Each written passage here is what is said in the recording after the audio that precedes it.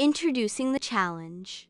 Welcome to Study Buddy Challenge, Beat the Clock concept and its purpose, to help students achieve more in less time.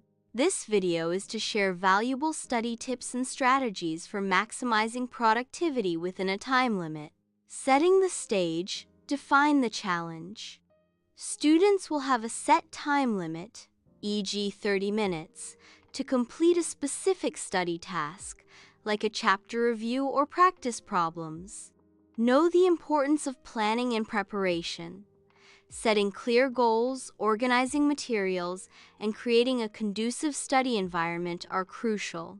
The clock is ticking. Dive into the challenge for demonstrating effective time management techniques. There are specific tips like the Pomodoro technique, work in short intervals with breaks, and the Eisenhower matrix, prioritize tasks by urgency and importance.